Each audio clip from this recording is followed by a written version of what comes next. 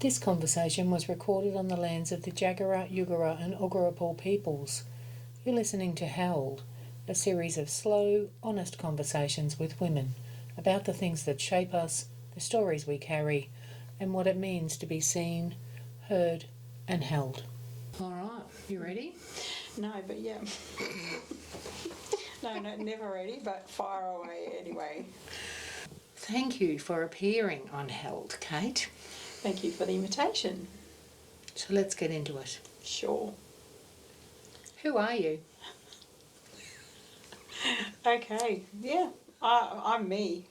My name's Kate Roberts. I'm a local silversmith and artisan, and I work part-time to support my arts career. And yeah, I just love community and being a part of community in different facets of the makeup of Ipswich, and quite enjoying life at the moment. Awesome. What's particularly enjoyable about life right now? Got a grandbaby, so that just makes me smile all of the time. Mm-hmm. First one after a very long struggle, so it's very, very precious. She's very precious to us all. Just being able to work part-time and be who I am in the other time. So my struggle over the last couple of years has been that I feel like I've needed to produce like copious amounts of work, and after selling my business, and it just hasn't happened. And so just learning to be at peace with myself in that process has been difficult at times, but I'm actually okay with it now. And when I've got the inspiration, I get up and I make something. So having that luxury is just amazing. Yeah, it is a thing we do have to learn. Very much so, particularly because, I work 55 to 60 hours a week, most weeks, 6 days a week, and had done that pretty much for 16 years in my own business. But the 16 years prior to that, I worked in my family business, and the same deal. It was full on, working with very little breaks, because in your own business you just don't have that luxury of having 4 weeks off in a row. So it was a weekend here, a long weekend there, and a week or two off when we could, but that's not enough time for you to recover between mentally or emotionally, not even physically actually, when you're working big hours. So that's been a... What do people often misunderstand about you? Wow, that's a bit of a... I don't know that I can definitively answer that. I think the older I've gotten, the more introverted I've become. So naturally I'm an extrovert. Don't mind talking to people, can usually strike up a conversation if I feel like it. Sometimes I just don't feel like it. And that's the introverted side of me kicking in, I think. Once upon a time I would have thought that I needed to, be full on in the conversation and, a little bit focused on me. But the last probably 20 years, no, definitely not. I've become very much more introverted. So I call myself an introverted extrovert. So I'm happy for a conversation to happen around me, and then I would, just interject when I think is necessary, or I've got something that I think is worth saying. Yeah. Yeah. Nice. Something funny is I broke my arm when I was a kid. Yeah. Pole vaulting with a star picket over a metal wheelbarrow. Yeah, so Jesus Christ. Keep it up with my cousins who are all boys. So that's something not many people know about me, but it's funny. So it's gold. Yeah, absolutely. Oh, stop it. I have quite a vivid picture in my head now. Yeah, I think I was only 10. Wow. Yeah. What's something that you've come to understand about womanhood that you didn't understand when you were younger? Oh,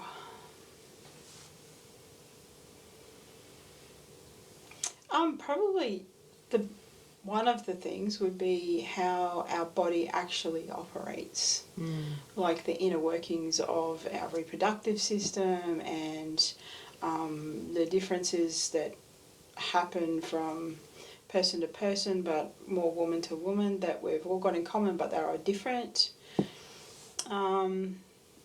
So and now, you know, it's actually more acceptable to talk about that, whereas, you know, for 33 years, 34 years ago when I had my son, it was just like, you know, you just sucked it up and grinned and bared it, and didn't have the open conversations, or as open conversations. I did with my mum, but, you know, not with other women, whereas I think more, now it's more socially acceptable and beneficial for us to be able to share more about that kind of thing.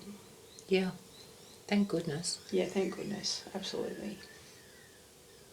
What does being a woman mean to you today, and has that changed over time?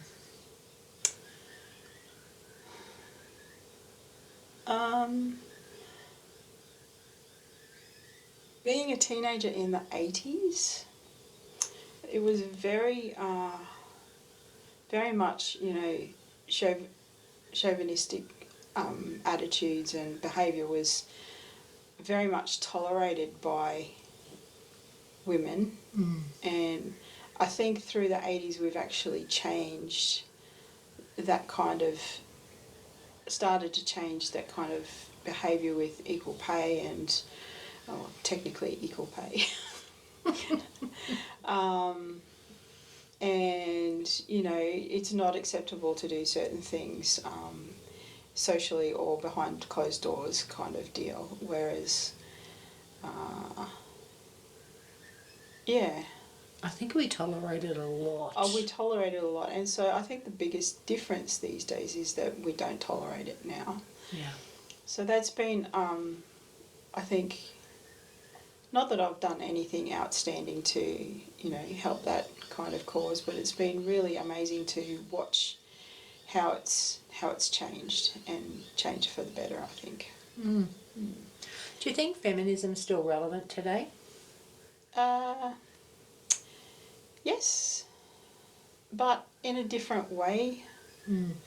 I wouldn't go out and say that I'm a feminist, but like as in full on feminist. But I would definitely expect that if I'm doing the same work as a male counterpart, then I would want to be paid the same and treated the same and respected the same way and given the same opportunities. Yeah. So in that regard, yes, very much all for feminism there. Where have you surprised yourself with your own strength? I don't think my ex will ever watch this, so that's okay.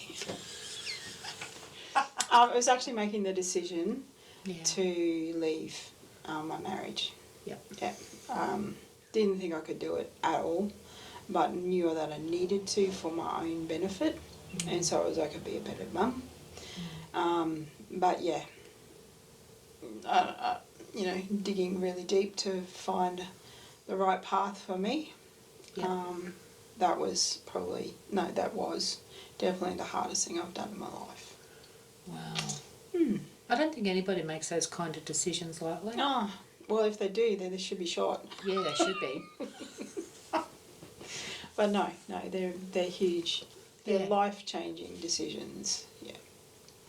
What kind of connection or support do you think women are missing right now? So back in BC times, women would actually, when they actually had their period, they would go to, this is in certain countries, Middle Eastern and whatever, they'd actually go to the red tent. And so for the duration of their menstrual cycle, they all remained inside the tent. Oh. And in that tent I would imagine and from a little bit, like, that's where you learnt about what's happening to you. I'm sure they talked about how you give birth and how to deal with, partners. Or so I think that stemming right back to there, that kind of actually woman to woman and multi-generational is very lacking in today's community. There's no, unless you're part of a church family, I think that's the best example still, is that there's multi-generations in there. And there, you can go to a woman who's a little bit older than you if you feel comfortable and have a chat that way. But on a regular basis, meeting like monthly, it's actually fascinating to see where that communal time. I mean, I'm pretty sure that First Nations were their gathering on their mats were all women, where they did whatever they were making at the time as a group. The conversation would be about women's stuff. Yeah. I don't think as a society that we actually value that or have really found niches in that. I think that, smaller groups like our art group is one way in which we've all sort of gathered and we talk about art things, but we're all women and actually can support each other and have, on the side, have more meaningful conversations, which I think is very important. Did anyone model what it means to live truthfully, or is that something you learned to do on your own? Oh no, my parents are very honest people. Yeah, very good morals. So it was something that I was witness to all my life. So I don't think I could lie to save myself, really. I couldn't lie straight in bed anyway. I'm very much a believer of the truth is the best policy. I know that sometimes it hurts, but It's true. It's better to have the truth than a lie. So faith has played an important part of your life. Yeah.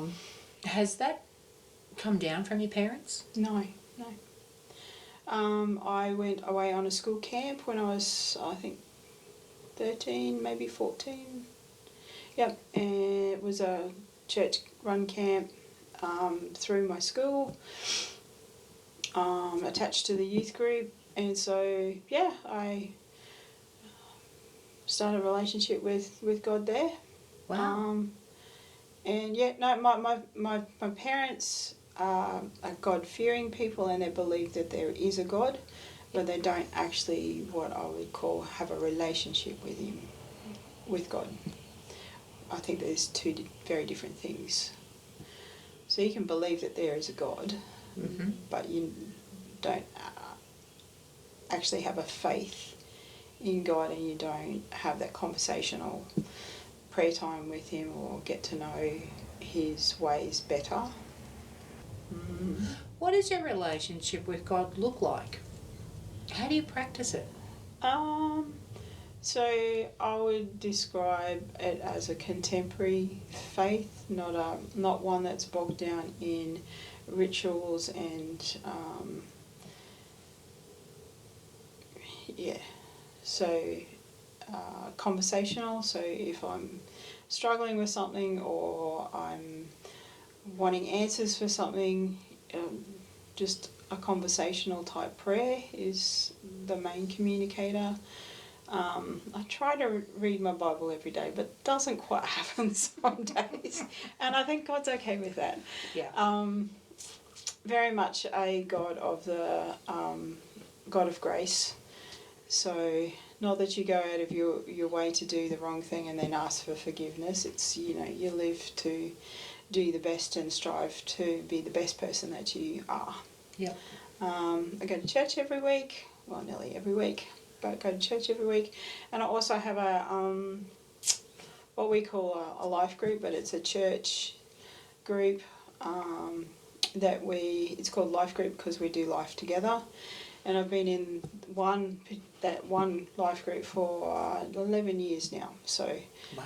the bond that we have, even though we only meet every fortnight, the bond that we have in that group is very meaningful. We can open up and talk about real issues straight away without having to, softly land into it. Yeah. So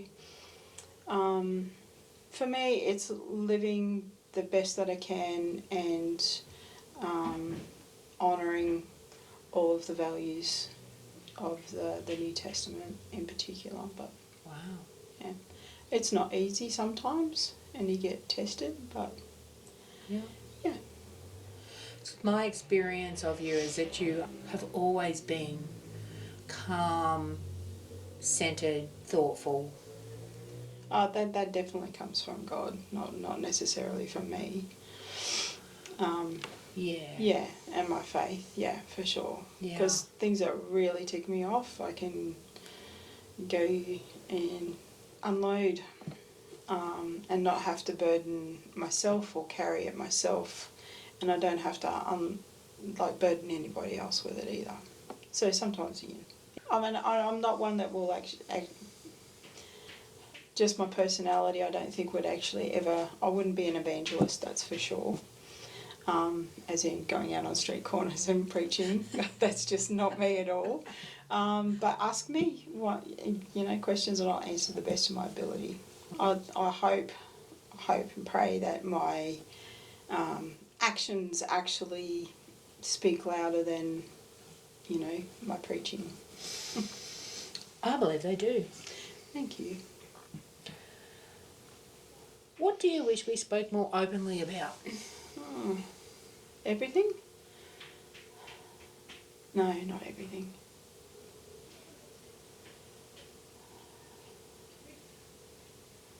Probably issues that are potentially morally based, but definitely issues that are stuck in your head. We have, and there's still I still think that there's a bit of a stigma, even though mental health has actually come leaps and bounds, particularly in the last 10 or 15 years. There's still a stigma that if you've got a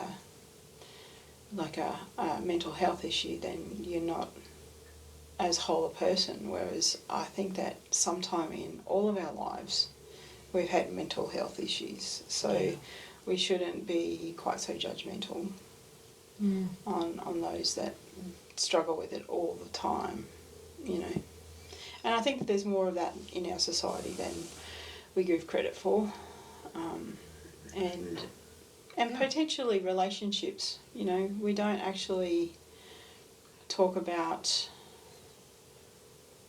I've not experienced it when I was married, that you had people that you could go and talk about marriage to, and know that it stayed within that. So, yeah.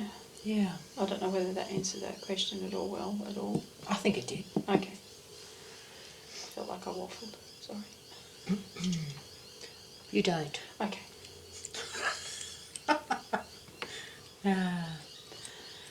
What truth are you learning to say out loud? That I'm an artist, first and foremost. It's taken a very long time for that. Even when I was taking on my business, which is art and craft supplies, some 18 years ago now, my lovely mortgage broker said, well, what's your occupation? And we said, well, occupation, and he automatically wrote down artist. And I went, oh, okay, yeah, sure. But to actually verbalise it yourself and say, no, I'm first and foremost, I'm an artist, is probably only something I've really learnt to take on board in the last 5 years. I wonder why that's so hard for so many artists who are amazing. Yeah, I don't know. It's comes back down to the imposter syndrome, I think. yes, I believe we're all creative, because that's the way we were created. But not everyone has a visual arts or a performing arts ability or talent. I've got a couple of friends who are amazing at gathering people in and making them feel welcome and safe and in a social situation. I could do that if I tried, but that's just not me naturally. Whereas if you asked me to sit down and make something for you, not a problem. Don't even have to think about it. Yeah. So creativity is in all of us, every single one of us. Hear that, camera? What do you stay quiet about and why? So I'm probably guilty of staying quiet about my own struggles. And I think it partly comes out of not being completely secure within yourself. And partly because you know, you don't want to actually bother anybody else about things. Whereas if you share your bother with somebody that you trust, and only with someone that you trust, then instantly you feel better. Yes. And instantly you're accountable. Yes. And I think that accountability is something that is also lacking in the wider community. Yes. Yes. What do you hope is held in this conversation? As in, what do you hope a viewer holds? Oh, okay. How do you put that in words?